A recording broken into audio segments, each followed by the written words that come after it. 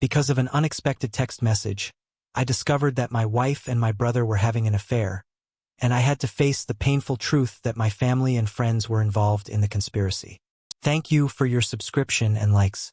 What would you do if it were you? You can leave your thoughts in the comments section. From time to time, our lives intertwine with events that leave an indelible mark on our destiny. Chris's story is one of complex relationships, betrayal, and the pursuit of freedom. In this narrative, you will witness how a person can overcome the dark periods of their life, find the strength to break the cycle of violence and deceit, and ultimately embark on a new chapter of existence. Join this journey and discover how the power of will and determination can overcome any challenge. Have you ever felt the cold sting of betrayal, the kind that turns your world upside down? I did the day I discovered the infidelity that entwined my closest kin and deceits embrace my brother-in-law and wife are both traitors. My life, once a portrait of marital bliss with Sophia, my high school sweetheart, turned into a canvas of heartache and retribution. From the innocent days of youthful love to the harsh moment of betrayal in a Connecticut hotel. This is my story. Hello, Alexander. I'm Daniel. Grayson is available. Alexander disconnected the phone from my wife, so I didn't hear the click Sophia's constant ranting and hammering on my locked home office door. I waited 2 minutes before dialing Alexander and Karen's house phone. Listen, punk, if you call this number again, I will report you to the police. Do you understand? I do, Alexander. I understand perfectly. However, you must comprehend 2 things. I do not care if you call the cops, and more significantly, I'm going to talk to your wife and you can't do anything to stop me. Have a nice night. Despite the constant beating on the door, I felt satisfied hanging up on him this time. I leaned back in my office chair, closed my eyes, and attempted to make the final critical choice of a long roller coaster day. Should I call my sister-in-law's husband? I asked myself. I met my wife Sophia in high school. I was a junior sitting in the bleachers with my friends waiting for the commencement of a Friday night football game. An equally big group of sophomore females sat in front of us as the game proceeded. We took turns going to the concession stand. It was my turn to go. I discovered that a gorgeous blonde named Sophia had joined me. We bought hot dogs, French fries, and sodas back, and Sophia and I ended up sitting together. She was pretty smart and had a nice sense of humor, and best of all, she had no boyfriend. During the middle of the third quarter, someone exclaimed, "Are we going to McDonald's?" After the game, the girls and guys in our group were nearly unanimous in their decision to continue having fun at the adjacent McDonald's franchise. Deciding to take a gamble, I turned to Sophia and said I'd rather have pizza than greasy fries. Would you like to visit Vincent's Pizza? I was ecstatic when she agreed. Sophia and I dated on weekends for a few weeks and appeared to enjoy each other's company. We decided to go steady after 2 months of dating, and things only got better. Sophia was my junior prom date, and I felt like I was walking on clouds as I accompanied the most gorgeous girl in our school to the dance. I was in heaven until I wasn't. 2 weeks later, on the Monday before the senior prom, I jogged to the tennis courts for team practice. I was jogging beside my neighbor Julie Burke. Julie was on the girls' team. I was perplexed when Julie said, "I think you're a really nice guy, Julie. We have known each other our entire lives." I said, "Why are you telling me now?" She punched my shoulder as we raced, saying, "It's great that you're letting Sophia go to the senior prom with Jimmy B.A. Otherwise, he would never have had the opportunity to travel because he is so quiet and nerdy." Jimmy B.A. was a kind person, but he was shy, nerdy, and probably on the spectrum. He was Mar's neighbor, and she constantly kept an eye out for him. I was not surprised when Sophia consented to go to the prom, but I was disappointed that she didn't inform me. But on Friday afternoon, 6 other people praised me for my maturity. They felt it was fantastic that my steady girlfriend would be taken to the prom by her friend and neighbor. Truthfully, I did not feel mature. I was irritated that Sophia didn't have the nerve to notify me about the senior prom. I figured she'd come clean on our usual Friday night. Rendezvous, she had no choice. At the last minute on Friday afternoon, I texted her to camp cancel. I was inundated with texts and voicemails asking me to call her. After a dozen chimes on my phone, I eventually texted Sophia. "I have known about your prom date since Monday. At least 10 individuals told me it's a shame you weren't one of them. I'm looking for a girlfriend. I can trust that is not you. I turned off my phone and sought Sophia, and I did not reconnect until the start of the following school year. It was Friday afternoon and I was walking my car in the student parking lot. Sophia was sitting on the hood of my car when I approached. Will you allow an old girlfriend to buy you ice cream at Dairy Queen? She wanted to know that was the beginning. We remained exclusive for the next 2 years. We had a long-distance romance throughout my sophomore year while I was attending college in New York City. I was able to be home a lot and was happy to lose my virginity on a Saturday night in March. Sophia and I began dating shortly after her 18th birthday and continued until the following year, when she left for college. About 2 weeks after the start of her freshman year, I received a letter from John. She seemed to be having too much fun in college and didn't want to be stuck with a full-time boyfriend. I never called or wrote. I was popular, excelled academically, and competed in Division III tennis. I replaced Sophia with a regular stream of girls beginning the next night. I did not see Sophia again until 2 years after she graduated from college. I was working as a staff engineer for a local defense firm and went out with some co-workers. After a difficult week, I unexpectedly ran into her at the bar. We talked for a few minutes before returning to our own groups of friends. I'll admit that I kept an eye on her for the next hour, unsure whether I should follow her to the parking lot. When her group dispersed, I laughed when Sophia's pals left. She approached the bar, perched on a stool, and ordered a drink. When she was served, she swiveled her chair to face me and stared at the table. I watched her with a foolish grin as a slew of guys approached her, only to be promptly turned down. I only excused myself from my buddies after she looked me in the eye and held up 2 fingers. I had to wait for Sophia to tell another guy to get lost before I could stand next to her. I asked. Sophia grinned and replied, "Yep, if you had let 2 more guys ask me out, I would have accepted his invitation." Sophia and I dated for over 6 months before becoming exclusive and moving in together. We married 10 months later and had a joyful and fulfilling life for over 5 years. My day began early. I had a 7:30 a.m. meeting with a longtime customer and friend.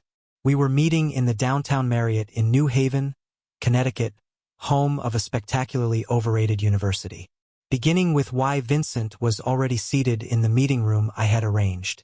We talked for a few minutes as I set up my laptop, laid down all of the necessary documentation, and filled a mug with boiling hot black coffee. Vincent is a civilian contractor who has been assigned by his employer to work on the U.S. Navy's next-generation submarine propulsion systems. I am a senior mechanical engineer. My company is a defense contractor specializing in marine mechanics. Over the previous few years, we had successfully collaborated on 3 modest but significant contracts. For whatever reason, we were all receiving opposition from our direct supervisors. Regarding our present negotiations, we were told that we had one more chance to resolve the 7 crucial issues before others from our respective companies took over the negotiations. Vincent and I worked straight through lunch before taking a deep breath at 2:15 p.m. "Do you believe your company will accept at this time?" I shrugged and told him honestly that I don't understand why our last 2 bids were rejected. Vincent wondered, "You and I have become closer over the last few years. Do you believe it could be a test to see whether we are too close?" I grinned and confessed that I had thought the same thing before stretching and shrugging again. "What about a drink?" Vincent asked. I put up my notepad and stated I have over 30 pages of notes to figure out. A drink won't make things any easier. I'm going to hang out and transcribe the relevant resolutions to my laptop. I'll email you a memo of understanding by 9:00 a.m. tomorrow. If there are any misunderstandings, let's call immediately. I need to submit my report before noon tomorrow. That sounds great. Vincent spoke as he began to pack away his computer. I took Vincent into the hotel lobby, and after he departed I went to the gift shop and purchased a Diet Coke before going to the conference room. As soon as I came in, I felt like the walls were closing in on me, so I decided to move locations. I packed my luggage and moved to a quiet nook of the hotel foyer. I checked in with the office and discovered that some minor issues had arisen during the course of the morning. After texting my wife and suggesting she enjoyed dinner without me, I sat down in the comfort lobby chair and went to work.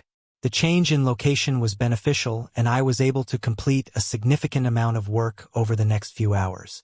I was so engaged that I was shocked when her laugh captured my attention. I looked up and saw Isabella, my sister-in-law, strolling across the hotel lobby in a typical little black dress and stunning heels. She was heading directly toward the check-in area. If that wasn't bizarre enough, her arm was wrapped around the arm of a tall, attractive man. The man was not Isabella's husband, Richard. Without thinking, I used my phone's camera app and captured numerous photos of the pair as they checked in. One image made me steam as the man's hand lowered and squeezed her buttocks. I snapped another set of photos as they walked to the elevator, followed by a final set. As they boarded the elevator, they kissed as the elevator door closed. I swiftly hurried over and noticed that the indicator light indicated that they had gotten out on the 9th floor. I was angry and perplexed. I adore Isabella and her husband is my best friend. I'll admit it. I was dazed when I sat back in my seat between the day's strenuous negotiations and the surprise of finding Isabella with another man. My brain was fried. I didn't notice the man sitting in the chair beside me until he extended his open hand. He said, "Hello. My name is Charles and I am the general manager of the Marital." As we shook hands, I responded, "Hello, Charles. I'm Christopher Harrington. I read conference room L222 today." Charles nodded in understanding before asking, "I observed you photographing the couple that had just checked in. Do you know them?" After a moment, I responded, "I know the woman. Can I assume you were startled to see her with her gentleman friend?" I was quite startled. I informed Charles, "Mr. Harrington, can I be blunt?" After I nodded, he went on to say, "I'm worried there will be trouble if you stay here. I've never been into the kind of difficulty you're describing. I have never come close. There is sure to be a confrontation, but I'll go before we disturb your visitors." Charles gazed around the lobby. It was fairly quiet and no one seemed to notice us. He handed me a folded sheet of paper, and as I unfolded it to reveal a man's name and address, Charles inquired, "Do you think there will be even less of a confrontation?" "Now that you have that information," I extended my hand, and as we shook, I said, "I can almost guarantee it." I returned to work and accomplished a surprising lot, despite the fact that I peered up at the elevator bank every few seconds. It was approximately 3 hours later when Isabella and her partner got out of the elevator. My luggage was packed and I was on my feet approaching them before they could take 2 steps into the lobby. As I approached the pair, I held my cell phone in my face and took pictures. Isabella seemed perplexed at first, but when I lowered the camera, her jaw dropped open and she got pale. "I give you a kiss, as I always do, but I don't want to taste your boyfriend on your lips." "Chris, what the hell are you doing here?" "I am here for meetings." "Why are you here?" I could see Isabella trying to calm herself down. She paused and said, "Chris, I'd like you to meet my charm. We work together. We're here to look into meeting rooms for an upcoming event that our agency is holding." I gazed at Alexander as he extended his hand toward me. "Nice to meet you, Chris." I ignored his hand and inquired, "Alexander, is it? May I ask you a question?" Alexander and Isabella exchanged tense looks before I asked, "Do you think Isabella looks better dressed in these sexy hip-hugging jeans, skin-tied blouse and boots?" I waved my hand to indicate Isabella's present outfit or the gorgeous black dress. "When you visited the 9th floor to view meeting rooms, I gazed down at Alexander's left hand 3 hours ago before they had regained consciousness. Alexander, you had a nice wedding band, and at that point I regarded you as a lying, cheating pile of trash, just like my lovely sister-in-law." Alexander lost his composure and hissed, "Listen. Oh, you don't know what's going on. Just keep your mouth shut and I will not kick your buttock. I'm sorry to tell you, Alexander, but my sister-in-law's affair with a useless hole like you is my business. I carefully put both arms behind my back and kick my buttock. I will offer you a free first shot. You better make a count, because when you take your shot, I'm gonna beat the out of you, put you in the hospital, and then contact the cops to press charges against you." I shut up and grained. Alexander jerked his head at Isabella and aggressively asked, "Can you handle this a hole? I need to go." Without waiting for a response, he stormed out of the hotel through the front door. I couldn't help it. As Alexander approached the hotel's front door, I added, "If I were you, I would warn your wife." Alexander paused and slowly turned to face Isabella. He emphasized, "Please take care of this." Isabella turned pale, placed her hand on my arm and murmured, "Chris, may we walk into the bar and get a drink?" I was tempted, but ultimately decided against it. "I apologize, Isabella. I wasted several hours waiting for you to finish your sex party." Isabella cringed as I proceeded. "I need to get home, have a drink, and decide how to approach telling Richard and Alexander's wife." Isabella clutched my arm and begged, "I only do this while Richard is away. It means nothing.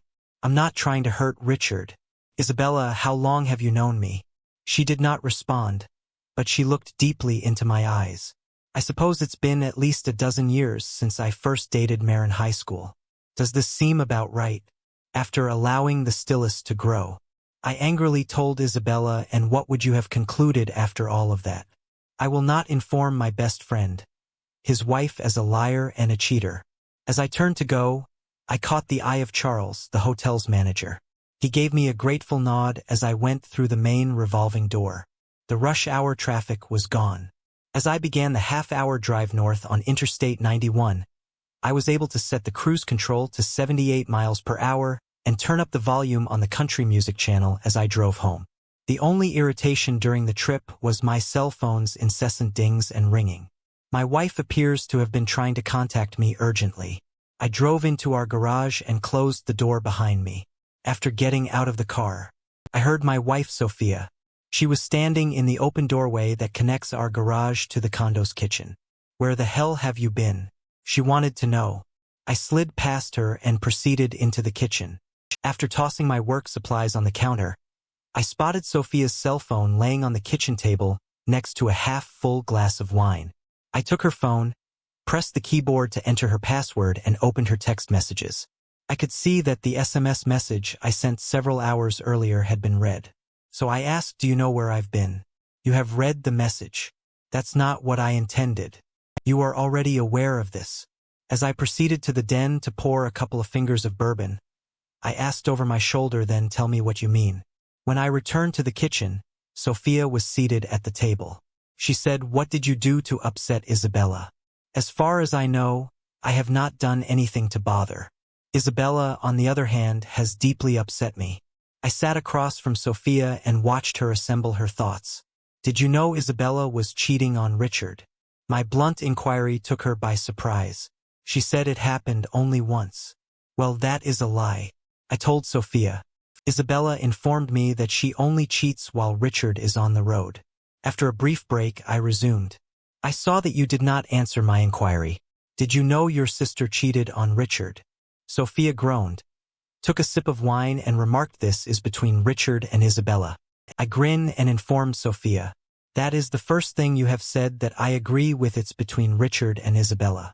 My issue is that Richard is unaware that there is a situation that requires immediate attention." "Damn, it is none of your concern," Sophia erupted. "I want you to keep your mouth closed." I leaned forward and put my elbows on the kitchen table, having folded the fingers of both hands together in prayer. I said, "You know me, Sophia. You know me better than anyone else." Sophia had expected more and was surprised when I stood up and hurried quickly to the kitchen archway. I paused for a moment before turning. "I asked you twice if you had heard about Isabella cheating, and you refused to respond. I will ask again, how long have you known? Do you know Isabella? She has always been a touch crazy." April 3rd was my immediate answer. "What the hell does that mean?" "It simply means you refuse to answer a question that I believe is crucial to our marriage. What Isabella does when Richard is abroad has no influence on our marriage," Sophia stated confidently. "Okay, let's see." I leaned against the arch and counted all of my fingers. "First off, my connection with your sister will never be the same. I now know she is a liar. That includes every holiday that we celebrate with your family. I will be reminded of your sister's deceit. Second, you've given me every piece of evidence that you were aware of her terrible actions, and I'm left wondering if you approve. That is not fair, Chris. Third, while I don't travel as often as Richard, I'm taking one vacation every month. For the first time in our relationship, I had to worry about whether you cheated on me." Sophia's eyes grew large and she exploded. "How can you accuse me of cheating?" I instantly jumped in and answered with the same intensity. "I've never accused you of cheating. but your casual attitude toward your sisters, Mr. Behavior, makes me wonder if you have. I paused and looked at my wife before continuing. You and I both understand that you cannot prove you have not cheated. I just have trust in you, and right now the trust is seriously undermined. I turned and strolled down the hall to my home office. After conducting an internet search on my charm, which revealed that he was married and had both calls to his house intercepted, I resolved to undertake the last dreaded task. I texted my brother-in-law. Richard, you're returning home on Friday. Am I correct? Took him 10 minutes to answer. Yes, I land at 2:30 p.m. Meet me at the pit stop. I'll be there at 4. Is this related to Isabella's panic phone call? Wanna know if we've talked? Richard wanted to know. My phone rang while I was trying to decide how to reply. I responded, hello, Richard.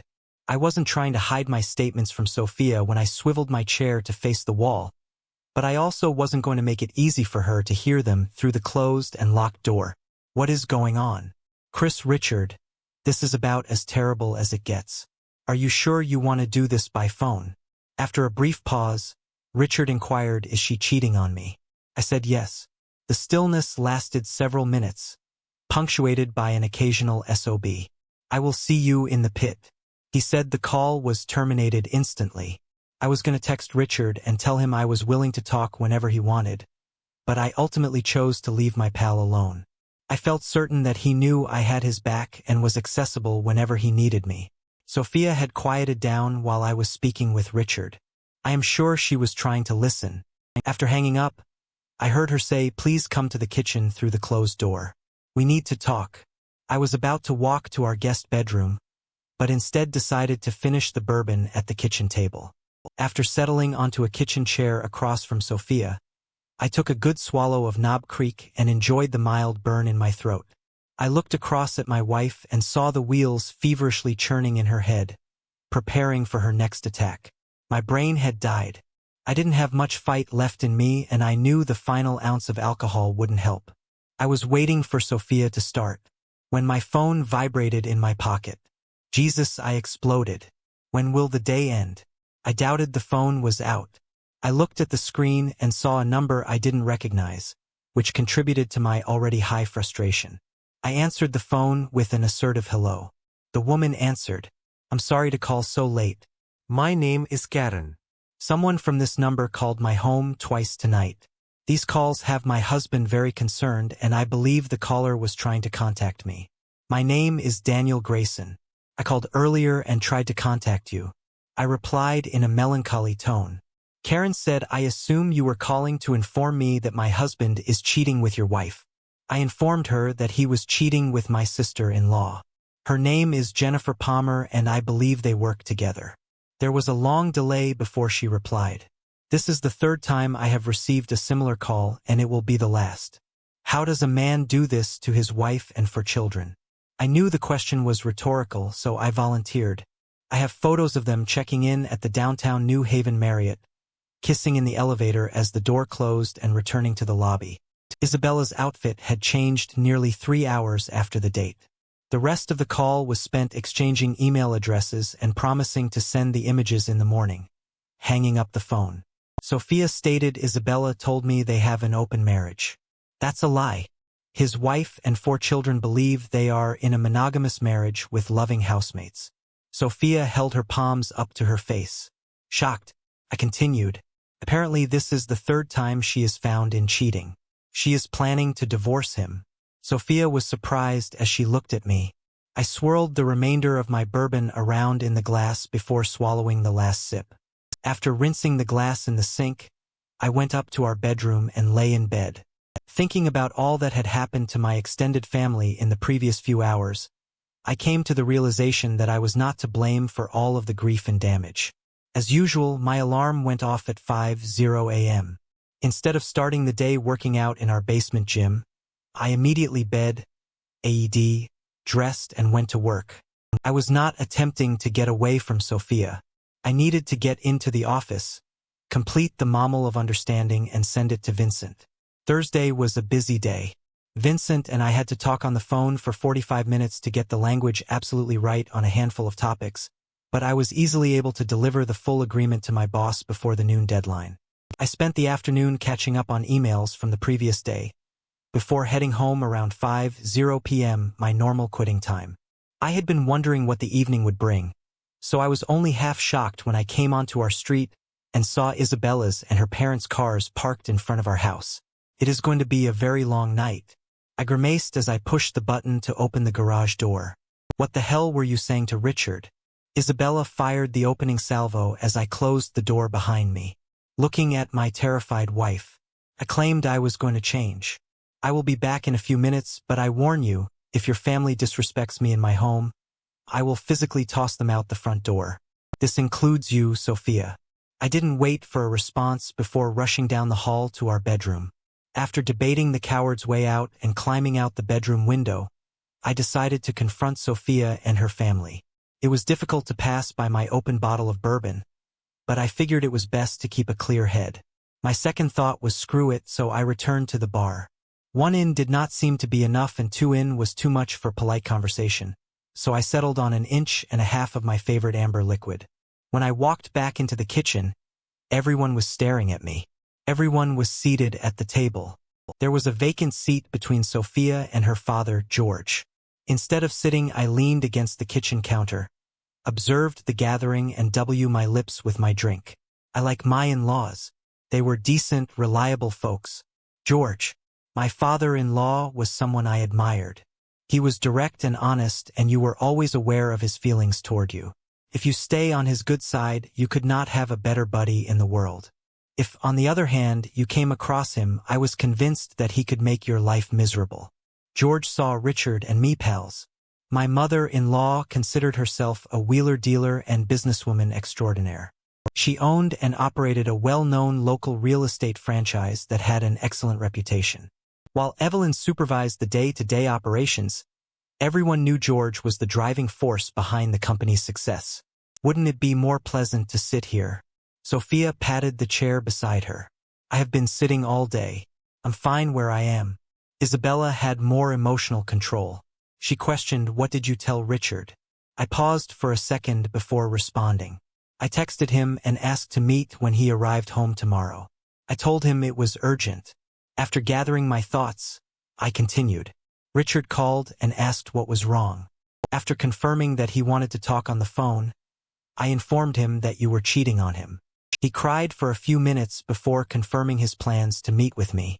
I was astonished by how upset the family appeared to be. Sophia was crying and said, "I beg you to mind your own business." I was curious if her statement was for her family's advantage. I responded telling you that was my business. My mother-in-law chimed in saying that is debatable. Isabella inquired before I could respond. Do you plan to meet Richard tomorrow? I am. What are you planning to tell him? She wanted to know. I responded I don't have anything else to tell him. I saw in the photos I took and informed him that you were with Alexander for about 3 hours. I supplied him with Alexander's name and address, as well as his wife's contact information. I'm guessing I'll be a support and a shoulder to weep on. How about me, Chris? Isabella wanted to know. Don't I also deserve support? I truly smiled as I looked around the table. Isabella, it appears that you are well supported. I'll go with Richard on this one. How do you ensure Richard does not cheat on Isabella while he travels? Evelyn observed married men often stray when they away from home. The girl's mother added. However, I cannot fathom Richard cheating. If I'm honest, I have no idea how he behaves when he's away. Until yesterday, I never suspected Isabella was a cheater. Or maybe my wife is cheating on me. The table exploded with "How dare you?" And that is uncalled for.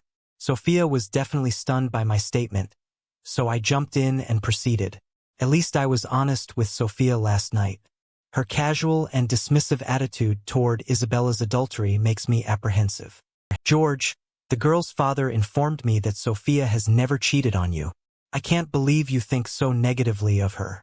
I realized I needed to be careful with my next few words. I did not want to turn George against me. I purposefully turned down the intensity and severity of my voice, looked George in the eye and challenged, "Prove it." After a few moments of silence, I resumed. That's it, George. You cannot establish that Sophia did not cheat on me. I raised my hand when the protest began. All I have is 6 years of complete trust in Sophia. Last night, I told her that my trust in her had been shattered. That is not fair, Chris.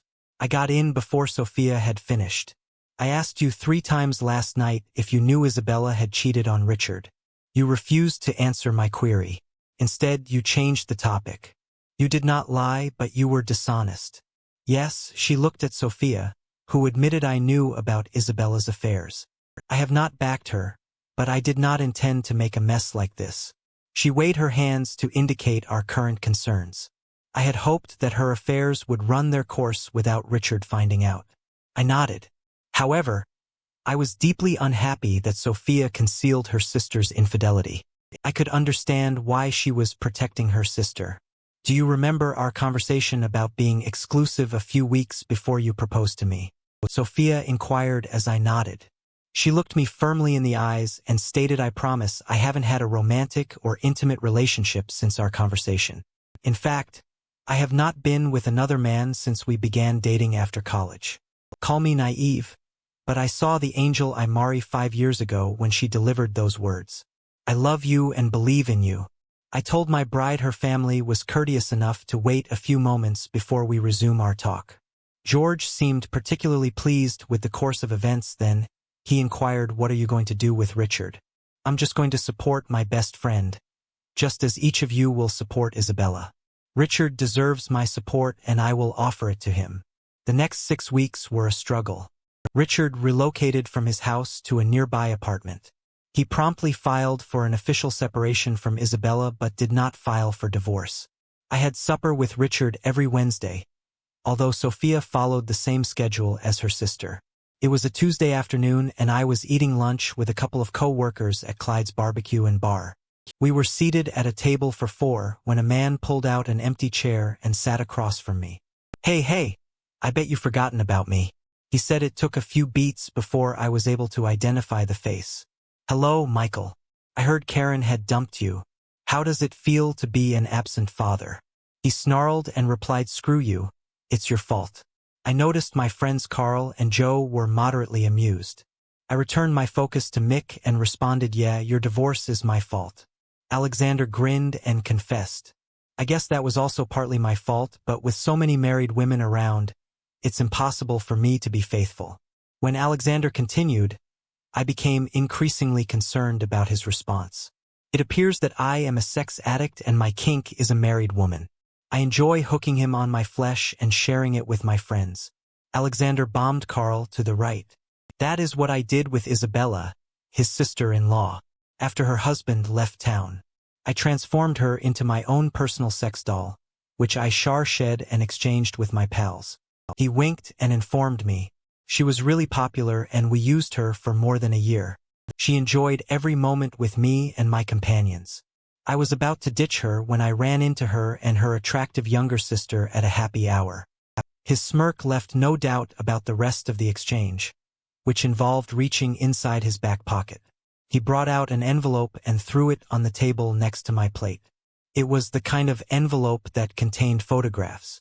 Alexander's smirk explained everything and needed to know about the material. I'll admit that my heart was shattered into 1,000 pieces, but I'd be damned if I let the world see me falter. I scooped up the envelope and shoved it into my sports coat pocket, trying to whet my appetite. Alexander remarked, aren't you going to show this to your friends? I bet they'd love to see pictures and videos of your wife and her sister having sex with my guys. I've been sleeping with her for over 5 months now. As crazy and horny as Isabella is, your wife is 10 times wilder. Might continue with a laugh. I have video of her on her knees begging me to do things to her that you can't. She enjoys being used as a sex doll. He laughed again. What's the matter? A hole. Do you have nothing to say? I was gritting my teeth but had to answer. I said you must be the stupidest scumbag on the planet. When I told him, his smirk remained ear to ear. When I delivered Isabella's husband Richard those photos, he announced that he was going to file for divorce.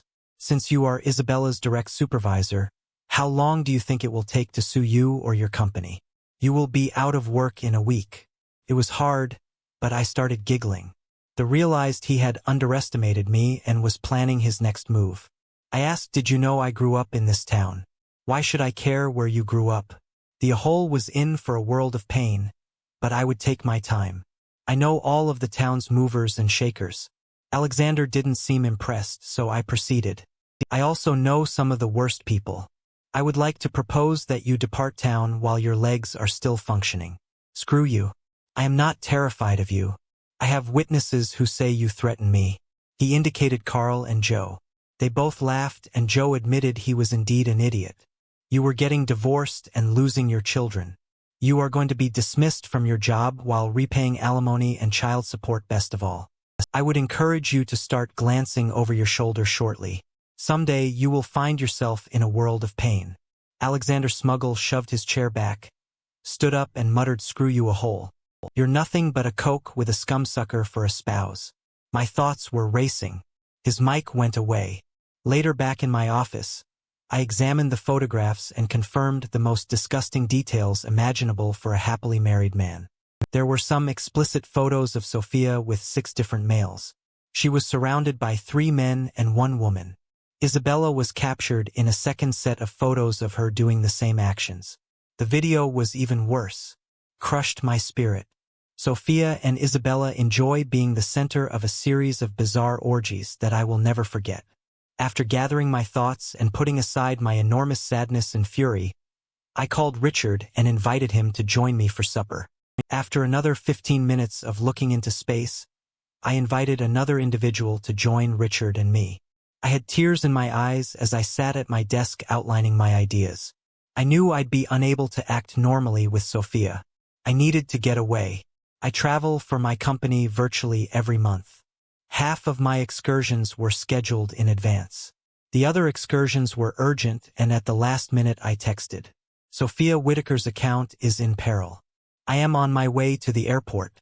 Richard and I ate a peaceful supper that night after ordering drinks. I handed him the small stack of photos that Alexander had given me earlier that day. Richard was equally devastated for himself and for me. We decided that divorce was the only viable choice for us, and we contemplated suing the insurance company that employed Isabella and Alexander. Finally, we decided to accept the counsel of our divorce attorney. We've been sitting at our table for more than an hour. When I saw Isel enter the bar, he searched the room, noticed me, and made his way over. He paused to shake hands and say a few things to people at other tables. S is older than Richard and me. His daughter, Trish, attended our school system 1 year after me. S had a large car salvage yard just outside town. 15 years ago, when I was 16, I was practicing my serve on the high school tennis courts. Trish waved to me one summer day as she rode her bike by the courts. A few minutes later, as I was retrieving the dispersed balls on the court, I looked up and saw 5 classmates shoving Trish behind the baseball field bleachers, approximately 100 yards away. I had a pretty clear notion of what the hooligans were thinking, and Trish was not the type of gal. I ran from the courts and ended up under the bleachers. A brief few seconds later, Trish's t-shirt had been yanked off. She was screaming, crying, and attempting to protect herself. As the tugged on her shorts, Stan Malloy turned barely in time for the rim of my racket to hit his nose.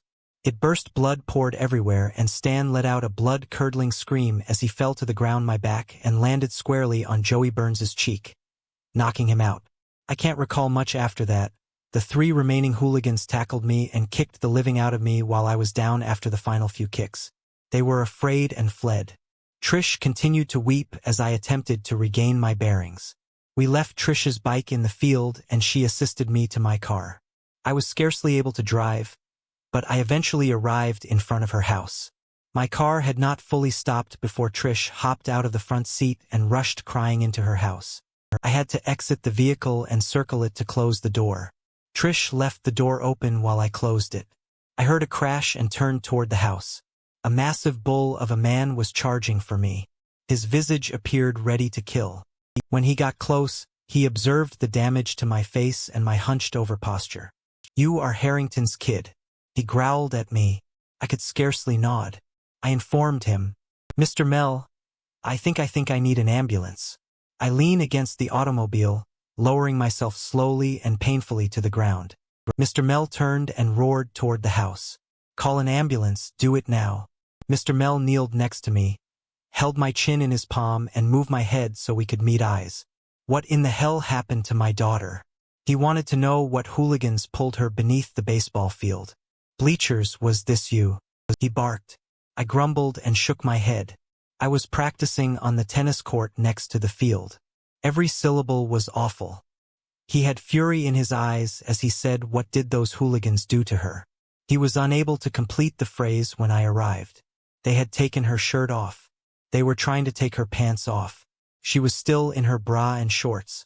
If I hadn't been in so much pain, I'm sure his frigid glare would have terrified me. I want to know their names. Stan Malloy and Joey Burns will be at the hospital when I arrive. I smashed their faces with my racket. I informed him of the names of the other three, as an ambulance and a police car approached my car. Mr. Mel leaned, and so that we were nose to nose, I could smell garlic on his breath. He continued in a voice just above a whisper, "If you ever need a favor, come see us." Morella sat at our table without being introduced. I handed him the photo envelope and waited a moment while he looked through it. When he looked up at me, I added, "There is a man named Michael Schmidt.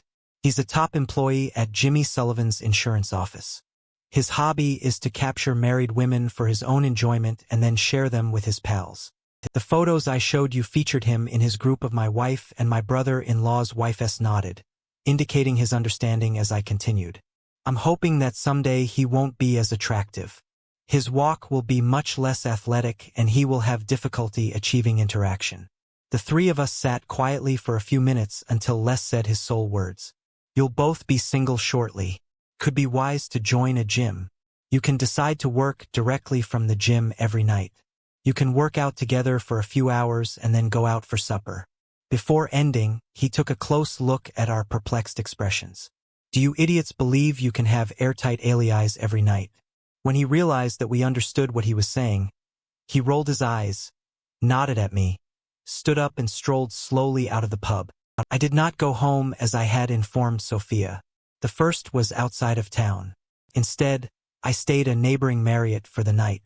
I was able to speak directly with my supervisor and give him a shortened version of my problems. He agreed to let me work remotely and notify my team that I would be going the following week via email. The uncomfortable recliner in the corner of the motel room called to me. I fell into the chair, closed my eyes and thought about the preceding weeks. Sophia was obviously unable to reveal her romance with Alexander and his buddies because of the hard position I had taken with her sister. She knew for certain that I would divorce her. Sophia was correct, but as I considered the divorce equation, I believed I would have been fair if she had been honest and open. Instead, Sophia kept lying to me. I had to find out about her deceit in front of my friends and co-workers. I can't imagine anything more demeaning and embarrassing than sitting in front of your wife's pimp and realizing she enjoys orgies. She had been quite unjust to me and, as a result, our divorce would not have been fair. Instead, I realized I needed to crush Sophia. I pledged to myself that I would ruin my wife, love and best friend in an equally brutal manner. Sophia's divorce would not be amicable. I struggled out of the recliner, strolled to the hotel room's corner office desk and made my plans. It took until about 1:30 a.m. to plan my pre-divorce approach for my dishonest, unfaithful wife. If my strategy failed, she would be devastated. On the other hand, if everything went as planned, she'd end up shattered and in a heap on the curve. The next morning, I was able to set up an appointment with a divorce attorney for the following day. Despite the attorney's advice, I did not proceed to separate our finances. This would have to wait. I moved into an extended stay motel and established a remote office. I ignored Sophia's calls and texts until Friday. At that moment, I just texted her that I would be out for the weekend. Her reaction was quite emotional, and she called all weekend pleading with me to call her back. I was able to buy everything I needed to complete my plan. After finishing my checklist, I headed to the mountains for a lengthy hike on Sunday. When I returned to the hotel, I checked my phone and saw texts and calls from Sophia, all of her family members, plus a few co-workers. Sophia was apparently very upset that I had gone missing, and she was attempting to locate me. On Tuesday, I worked from a motel room. I tried to wrap up all loose ends because I would be out of the office the next day. Wednesday was the day I checked out of the motel after breakfast and returned home on the way. I checked Sophia's employer's parking lot to ensure her car was at work. I also placed a GPS gadget below her seat. It took a few hours to set up the necessary equipment and props at home, but I was done by 2 p.m. I kindled a fire in the living room fireplace. Sophia and I used to love a nice fire. On a Saturday night, we drink wine, speak and snool while watching the flames jump around the fireplace. However, today was not a frigid February day. It was September and the temperature outside was 84 F. In the early afternoon, I waited until 3 p.m. and texted Sophia just got home. My phone rang quickly. I let Sophia's phone go to voicemail, but she didn't leave any messages. Instead, she sent me a message. I kept an eye on my laptop's GPS indication. I expected Sophia to leave work right away, but she didn't. She was about to show me the fire, and at 5 p.m. I was still adding logs to the top of the pile. When the GPS indicated that Sophia had begun her journey home, the temperature in the living area was easily more than 100 F. Perfect. I believe my heart had hardened. I clenched my teeth as I waited for her to come home. Sophia waited 3 minutes after opening the garage door to enter the kitchen. I heard her drop her briefcase beside the entrance and felt her presence as she stood in the living room entryway. She stepped in and found me sitting on the couch watching the fire. A cheese and cracker dish and a bottle of wine sat on the table in front of the couch. I was holding a single glass of wine. A second glass was at the other end of the table reserved for Sophia. "What the hell are you doing?" Sophia commented. "The heat is overwhelming." As I turned away from the fire to gaze at her, I asked, "What the hell do I look like doing?" I had planned a lovely welcome for my wife. I observed 2 droplets of sweat running down her forehead and cheek. A romantic. The words stopped in her throat and she did not complete the sentence. Instead, she moved a few steps closer to the fire, bent down and picked up a half-buried item from the stone. She held it up and carefully examined it, before taking a step back and glancing at the top level of the bookcase. I worried. She damaged her back. She moved so rapidly to face me. Her eyes widened with dread as she showed me the scorched front cover of a book. It was the only part of the book that survived the fire. Sophia did not appear to be in any condition to speak, so I calmly informed her that we didn't have any kindling to start the fire, so I used a few of those old books. I nodded toward the empty space on the top shelf, where Sophia maintained a full row of books. I just used around 4 or 5. We have plenty more to ignite the next fire while we were conversing. I got up from the couch and retrieved Sophia's glass of wine, which I held out to her. I watched her expression change from confusion to fury. Sophia's father presented her with a gift on her birthday, the previous year's most popular children's book. On the first blank page, her father wrote Sophia a heartfelt love letter outlining his aspirations and dreams for his daughter. Her father gave her the same birthday present every year.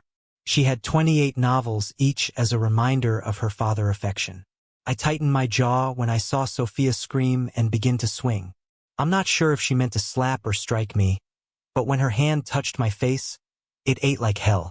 Her palms smashed into my left eye and her fingernails punctured the skin on my cheek. The contents of the 2 glasses of wine stained the front of my shirt in slacks. Her expression changed again, and as she began to cry, I could see complete confusion without saying anything. She turned and dashed up the stairs to our second-story bedroom. I heard the door slam behind her. Despite the fact that I knew my marriage was over, I smiled. My strategy had worked well. When I looked in the bathroom mirror, I noticed my eye was red and swelling. Sophia's nails had broken the skin and a small amount of blood streamed down my cheek. "Let's get this over with," I murmured to myself as I took my cell phone from my pocket and dialed 911. "What is your emergency?" I heard from the other end. "My name is Daniel Grayson and I require police assistance with a domestic issue," I replied after giving the operator my address. She inquired, "Mr. Harrington, are you in a safe place?" "I am. My wife has locked herself inside our bedroom. I'll be sitting on the front porch until the police arrive." "Do you need medical attention?" the dispatcher asked. "No, I did not sustain serious injuries," I replied. "According to police policy, The dispatcher remained on the line until the first police car arrived. I was aware that my call was being recorded, and I took great care in responding to her queries. A second patrol car arrived almost immediately after the first one had stopped at the curb. 3 police officers walked over the lawn together. "Thank you for coming, officers. What's happening?" the grizzled old veteran inquired. I turned my head so they could clearly observe the injury on my left side. "My wife Sophia hit me." "Why did she hit?" "You wanted to know." I wanted to be careful with my response. I informed him that my wife had grown verbally abusive during the last few months. "I suppose she has been conflicted. She's been concealing an affair that she doesn't believe I know about. In fact, I prepared to serve her with divorce papers tonight when we discuss this with your wife. Will we find any damage?" "I have never touched my wife or any other lady." In anger was my honest response. One of the younger cops inquired, "Do you have any guns in your home?" "I own numerous handguns. They're all kept in a gun safe in my workplace. My wife does not know the combination for the safe." The 2 younger officers entered my residence to speak with Sophia.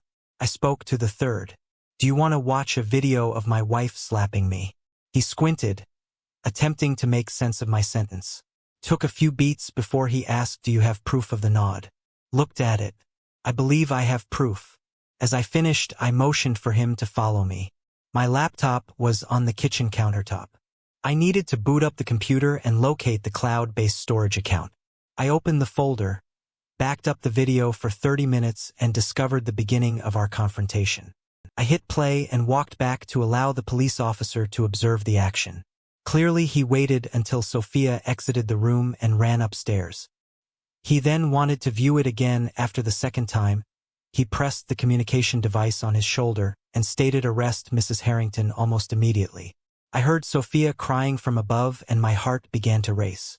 I knew the officer had asked me a question, but I needed to hear it again. "Are all of your home's rooms under camera surveillance?" This was a line of questioning I didn't want to engage in, but I knew I had to respond honestly. "No, the living room is the only one with a camera," I replied. He nodded, understood, and scratched his chin, wondering how long you had the camera in the living room. I shrugged my shoulders and admitted it was a relatively recent addition.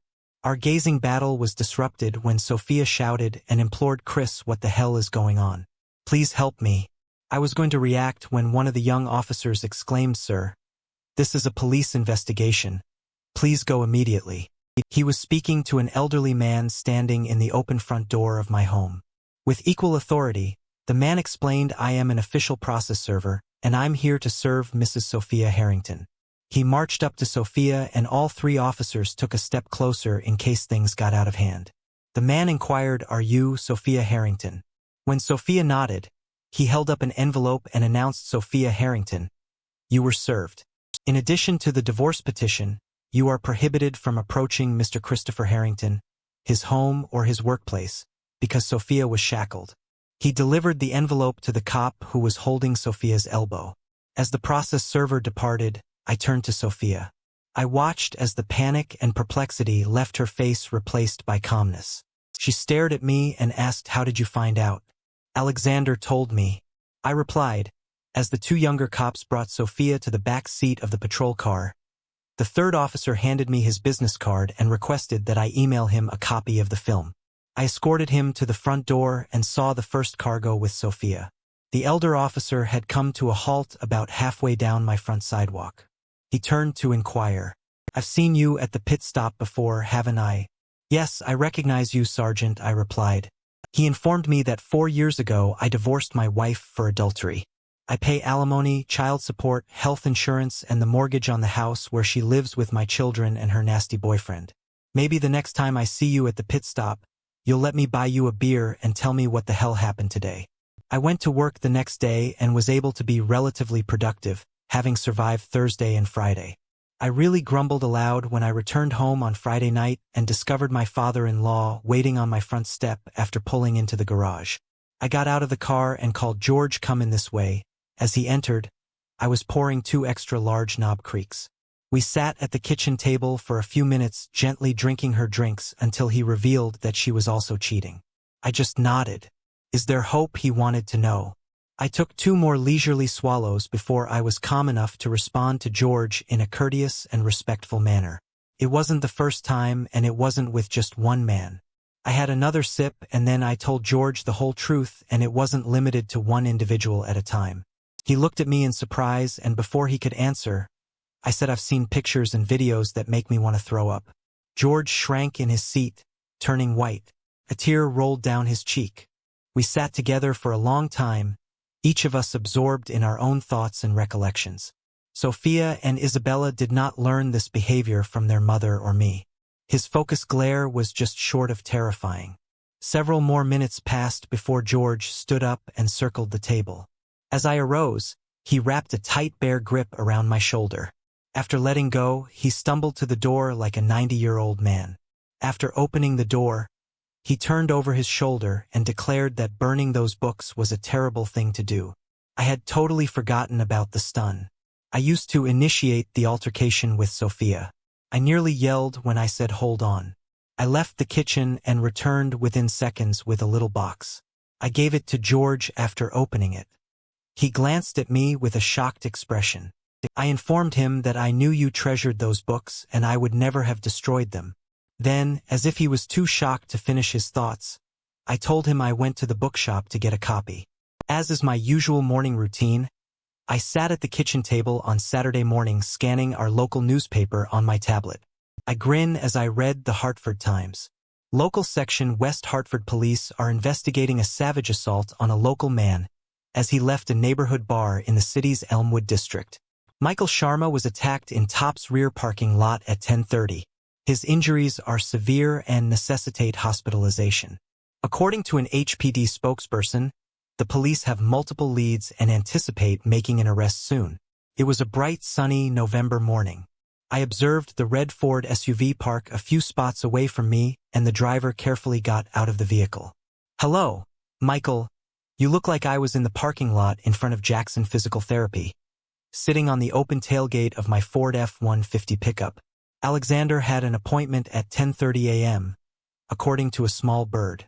It might be a good idea to get a handicap tag so you can park closer to the building. Like the others, he has knee and foot injuries. Alexander also suffered a fractured jaw, which will be wired shut for at least another month. Has the cat got your tongue?" I asked with a smirk. I have to give Alexander credit. He shuffled toward me with a cane and came to a stop 5 feet away. He was aware that Richard and I had been questioned by the police and eventually cleared, but I believe he knew we were complicit in his beating. Now he was certain that the hatred in his eyes was palpable. I am sure he was picturing gruesome tortures that would take months to accomplish.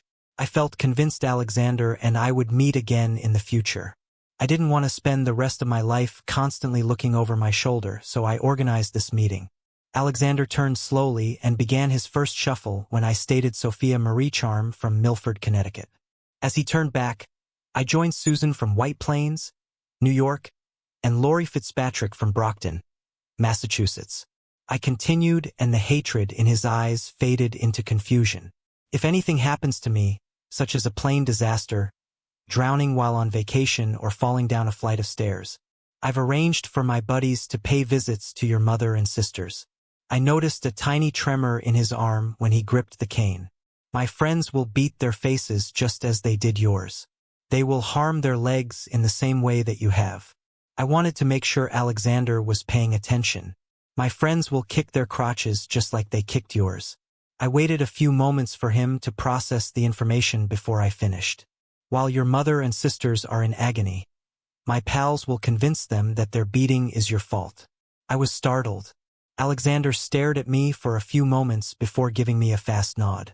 I wasn't sure if he was nodding and understanding or declaring a truce. He turned and stumbled toward the door to the building. I'm pleased to inform you that this was my final encounter with Alexander Schmidt. I did grant my divorce lawyer the power of attorney required to manage all legal concerns arising from our breakup. We didn't have children. We earned about the same amount of money. Most importantly, I cared only about isolating myself from Sophia. I received a call from my shark a few weeks after Sophia's service. She informed me that we had achieved an agreement that was nearly identical to the terms we discussed. However, Sophia will not sign off until she has had the opportunity to speak with you. I used obscenities and received advice. Simply do it, sit down, and let her discuss it with you. I'll agree to have Sophia sign the documents and you approve everything so it's official. I'll meet with her for an hour in a conference room at your office. After she signed the paperwork, I heard that it would work before the call ended. 3 days later, I was sitting in a meeting room. June Pargel knocked on the door, unlocked it, and informed me that everything was signed off and notarized. She nodded and moved away from the door, leaving Sophia standing at the entryway. She had obviously made an effort with her outfit and makeup, but it didn't matter, even in a sweater and ponytail. Sophia looked stunning to me. She went around the table, stooped down and kissed my cheek before taking a seat across from me. Are you nervous like I am? She wanted to know. My first thought was what an odd way to start, but I took her question into consideration. I shrugged, admitting I wasn't nervous. I'm feeling more anxious. I want to get this over with so I can move on with my life. When she told me I was blackmailed, tears streamed down her cheek. Alexander was going to post videos of Isabella on the internet. Her father had called me early in the divorce procedure and said the same thing, so I was not shocked. Could have started with blackmail, but I viewed the videos. I've watched you orgasm countless times and they were real. You asked for more sex. You begged every second. There wasn't anything forced down your neck. I got angry for a second and needed to cool down. After a few moments I resumed. You may have felt forced, but that's no reason to ruin our marriage. Just because you discovered Isabella was cheating on her husband does not imply you should follow suit. Sophia erupted. I was perplexed and couldn't see any alternatives. What could I have done? You could have. You should have trusted me. Sophia rolled her eyes, which made me upset as I proceeded with Isabella. We would have contacted the police and filed a report. We'll never know if the cops could have gathered enough evidence to do anything. We know his wife and employer would have found out and we would have felt a teeny bit better. More importantly, we would still be together. Unfortunately, you did not trust me truthfully. I'm not sure if you ever did. What type of BS are you talking about? Sophia wanted to know. I responded with a query. Do you recall why we split up the first time? Is this the first time? Do you mean during high school? Sophia seemed completely perplexed. What has that got to do with anything in high school? You didn't trust me enough to tell me you wanted to assist your neighbor Jimmy and attend his prom with him. You have got to be kidding me. I was a dumb high school student who was concerned about offending my first serious boyfriend. Were you a dumb college student too? I inquired when she gave me a quizzical look. I continued through Labor Day weekend before you entered college. We made love on a raft on Simpson Lake. We agreed to stay faithful, and Sophia, after college, your pledge lasted 11 days. Sophia demanded, are you telling me that you were completely faithful the first year of college? I shook my head, ignoring her useless query. My point is whether you agree or disagree. I wonder whether you ever trusted me. I don't think any of us would argue that I have every reason not to believe anything you say at this point. You outright lie. When you're not lying, you're playing word games and hiding facts in an attempt to steer the discussion in the right direction. I said to Sophia, I haven't seen Alexander since the conversation started. Sophia said with a smirk, what, Alexander had a terrible accident. He can't function at his previous level. What exactly are you talking about, Sophia? I asked with a grin from ear to ear. I know, because I paid to have it happen. Her hands were covering her face as she looked across the table at me with wide eyes. He's a vicious man. Chris, I am terrified for you. I met Alexander a few weeks after his injury and we had a very civil conversation. I'm almost confident. I convinced him our association must come to an end. Sophia's expression shifted from terror to love. Do you still love me? She nearly yelled. I laughed in amazement at her scream. Sophia was clearly irritated, saying, you can't tell me that you don't love me. I shrugged and informed her. You're correct. I can't deny that I adore you. I also cannot say that I love you. What you need to realize is that I am hesitant to devote the time and effort necessary to cultivating the love that remains within me. Sophia almost erupted. Why would you even say that it's simple? I looked into her eyes and told her you weren't worth it. Sophia sank back and shrank in her chair, tears scamming down her cheek. and I noticed she was breathing through her open lips. I reached inside the folder in front of me and pulled out 3 photos, one by one. I placed the photos in front of her. The first image plainly showed Sophia naked with her legs spread wide. In the second image, Sophia is on her hands and knees smiling. In the third image, as she kneels, the bottom line. For me is my future children, and I someone superior to the terrible creature as our mother and wife. Goodbye, Sophia. I got up and walked away. A few days later, Sophia was sentenced to 50 hours of community service for the domestic violence incident. It took another 7 months for me to finalize the divorce.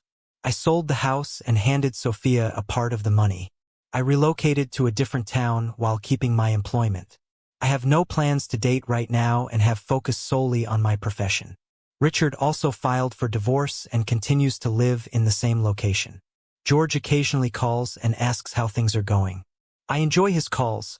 Richard and I meet on occasion when he is in town for business trips.